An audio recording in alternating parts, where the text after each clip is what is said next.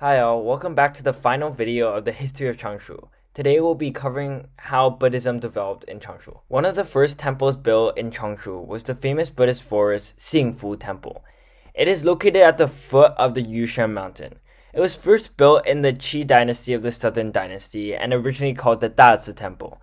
It was renamed the Xingfu Temple in the Datong third year of the Liang dynasty in roughly 537 AD.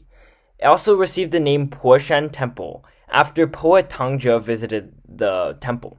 The story is that two dragons fought and rushed to the mountain to form the Poshan stream. The temple was adjacent to the stream and so named Poshan Temple. The temple was also mentioned in many poets' works, such as one of the most prominent is Changjian of the Tang dynasty.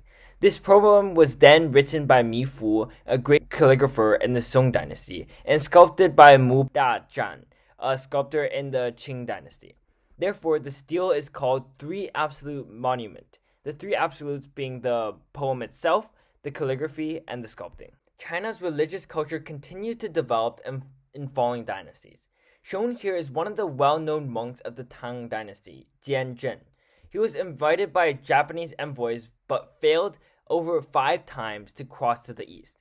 The last time, he left from Changshu Huangzipu port and successfully reached Japan. He had made significant contributions to economic and cultural exchange between China and Japan, and it was through Changshu that he was able to achieve this. Finally, the Buddhist culture continued to be prosperous in Changshu during the Song and Tang dynasties. One of the best displays of this culture and the landmark building of the ancient city is the Square Pagoda.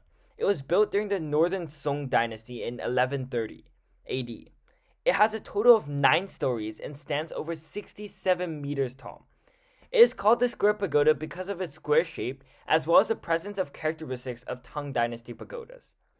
Another representation of Buddhist culture in Changshu is the Jusha Bafu Pagoda at the Fa Yun Temple. It is located in the Jusha Park and is also a Northern Song pagoda.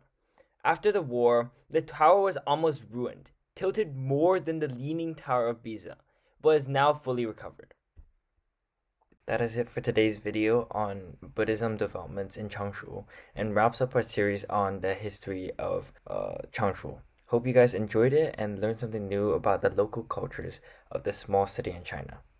See you guys in the next series.